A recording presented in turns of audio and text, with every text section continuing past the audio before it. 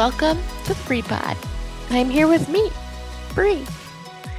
I wanted to start off by saying happy World Breastfeeding Week to all the mamas out there.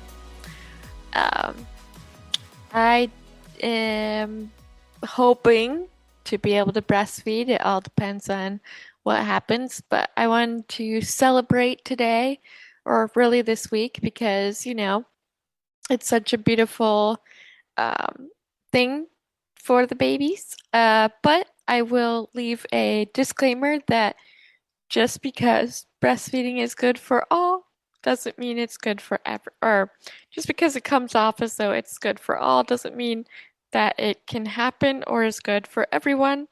And it's important that we give grace on both sides of the spectrum. I think that if you're bottle feeding, or you are doing a little bit of both, or you're purely pumping, um, I think that we are a bit too harsh on each other on what is okay and what's not okay.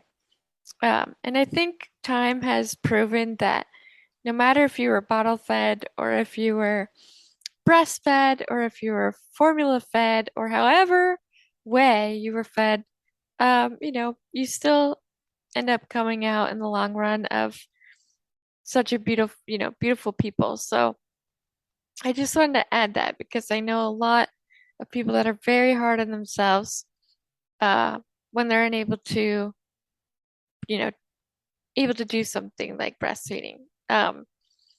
So with that disclaimer, I wanted to talk about the 5 interesting facts about breastfeeding. One of the biggest things that they say with breastfeeding that it offers a powerful line of defense against all forms of child malnutrition. It acts as the first vaccine for the baby, protecting them against many common childhood illnesses while reducing their future risk of diabetes, obesity, and some form of cancers.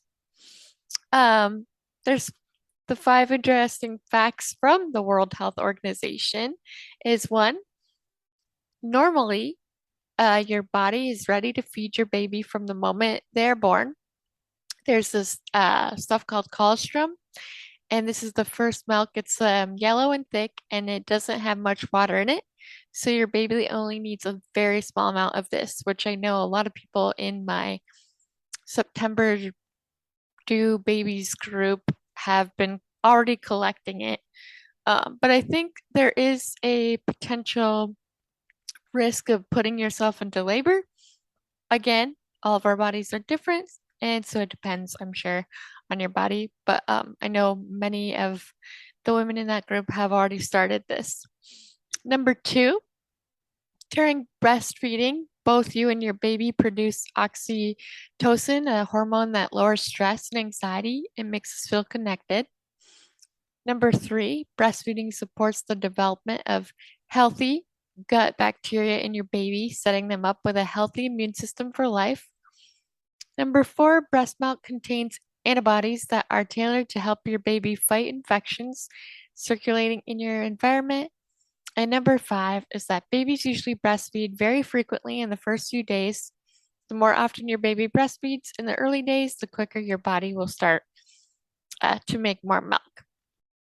So, how did World Breastfeeding Week come about? Well, according to National Today, the World Breastfeeding Week is considered to be one of the largest joint campaigns undertaken by the international organizations such as the WHO, which is the World Health Organization, and UNICEF, um, organized by the World Alliance for Breastfeeding Action.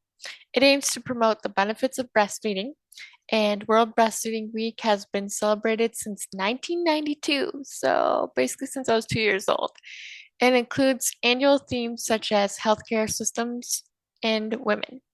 In 2016, the week aligned its mission with the Sustainable Development Goals and began promoting various strategies to encourage breastfeeding. During the week, all communication platforms inform people on the issue and the interesting history surrounding breastfeeding that many aren't aware of. So here's a little bit of history.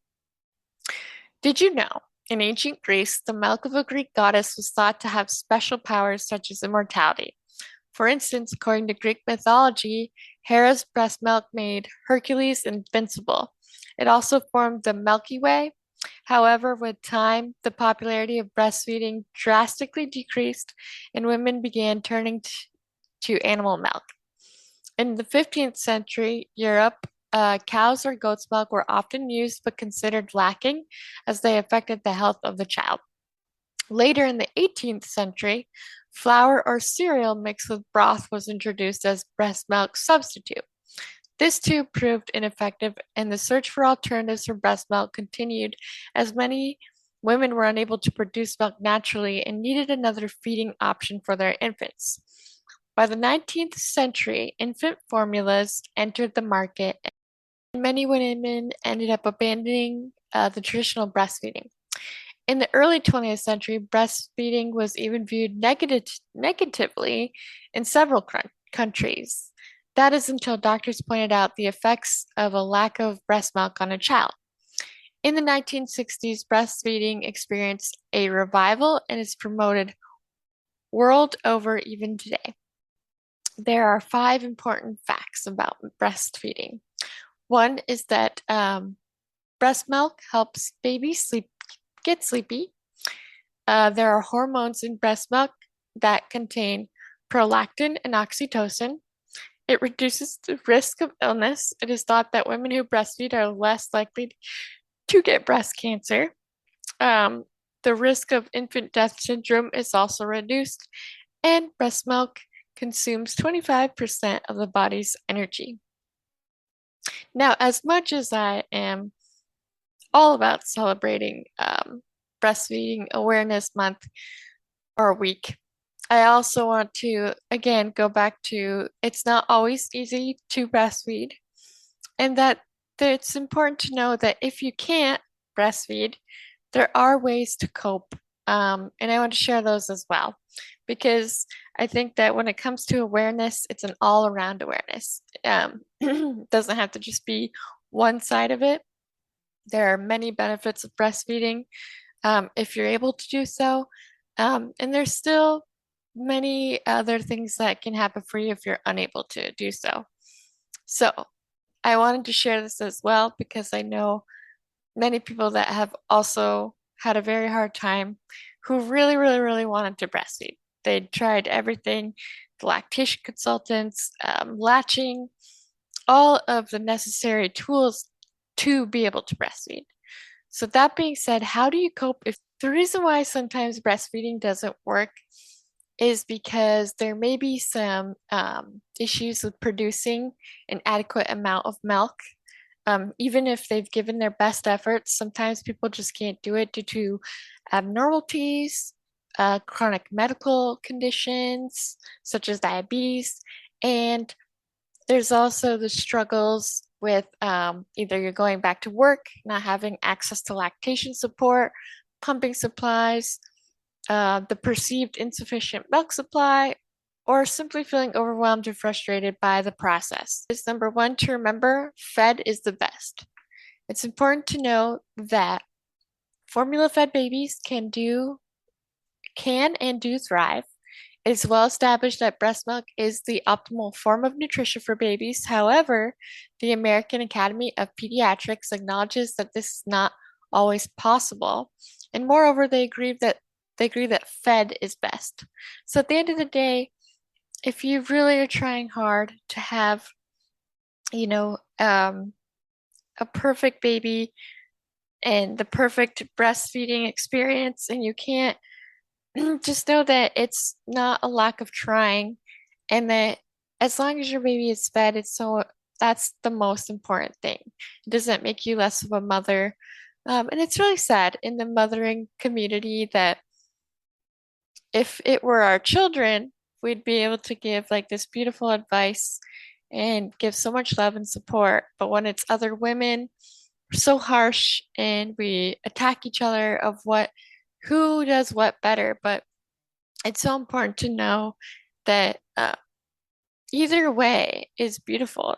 As long as your baby is fed, that's important. So Another way to cope with not being so the important facts to take from this is that breastfeeding doesn't work for everyone. There are about 60% of mothers that don't end up breastfeeding for as long as they intended, um, and that you're not alone in this experience. And it's not a reflection on you as a parent, as a person, and as a mother. Also, not breastfeeding doesn't mean your baby won't be healthy or well fed. Formula is a healthy alternative to breast milk, and your baby will be just as happy, loved, and nourished as a breastfed baby. Um, and the other thing is, all experiences are valid. There are many different experiences and ways to feed your baby, and it's valid either way if you choose breastfeeding or if you don't. And the important positives to embrace are that while breastfeeding has its own health benefits, formula feeding offers distinct advantages too. Um, they help infants sleep longer and better. They don't have to feed quite so often, and more than likely, it means you get more sleep sooner as well. And then, of course, um, bottle feeding can be done by anyone, so you can share that with others. And just know that if you are feeling sad about not being able to breastfeed, acknowledge this and express your feelings, and share your grief with a trusted family member or friend or healthcare provider or anybody that you trust because it's important for you to be able to um, speak this and vent this out and get this out because you don't want to harbor on it or give yourself resentment because you can't do it. Um, it's not the lack of trying. And the reason why I'm giving you both parts of why we're celebrating breastfeeding, but we're also celebrating the other ways is because not everybody can do one thing. Not everybody can breastfeed, and not everybody want to formula feed. But a lot of times, with the way that life goes and the way that experience seem to happen, it does seem as though there are, um, you know, there are things that hit in life that you don't expect. Um, so a lot of people also feel that breastfeeding is a way to bond with their baby, which it is, but it's not the only way. There are many other ways to bond with your baby, and it's important to focus on those other ways when you're unable to breastfeed. Um, and so just make sure, like, you look into this if you're unable to. For example, there's baby wearing, there's holding the baby, there's skin to skin, there's playing, there's so many things. So, what I would leave with this is that not being able to breastfeed your baby can be disheartening, whether you knew before childbirth that it would be impossible or had unexpected trouble. In either scenario, there are healthy ways to process and move forward through the grief, and while you nourish and bond with your baby in other ways, embracing the beauty and joy of feeding your baby. Whether at the breast or bottle is a good place to start. Likewise, remember the most important thing is that your baby is loved, cared for, and fed, no matter the method. So, at the end, what I would say regarding this episode is that breastfeeding does have many, many benefits, but it does not mean that everyone can do it. And it doesn't mean that you're a bad mom of whatever path you choose or whatever path was forced upon you. Because I know some that they didn't choose the path that they were given, it was forced upon them. So I send all of you love. And I mean, I know I'm still a baby in this mother's world of mothering. It sounds like smothering. I know I'm a little baby in the world of mothering, and I know that I do not have my own personal experience yet. But one thing that I have learned from all of my friends and all of the people in my life is that as women and mothers, we can be very, very mean and hard on ourselves. And then, of course, you have to add on society's take on it.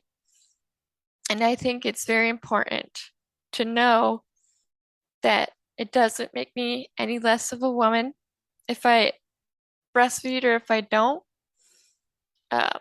Whatever happens, I'm going to roll with because I've learned that sometimes life hands you lemons and you just have to make that lemonade, even if it's not exactly what you wanted. Um, or, you know, it's just trying to figure it out of how it can work if you do have a chance. But for me, I don't want to put that pressure on myself of this is hardcore what I'm gonna do because I think that would hurt me more than just enjoying the time of having my baby and loving them, and knowing that they're fed. And of course, with the shortage, it's scary as hell of what was happening or is slash happening. But at the same time, um, I do believe that there are many things out there and or resources out there that are available. I know that there are milk banks where there are women that breastfeed, uh, that can breastfeed for you, and you can try to use someone else's milk. I know that there have been other options to formula. I know that there are people that have created little groups to help you know where the formula is at if they ran out. And I know that women are doing their best to help each other in this very weird time.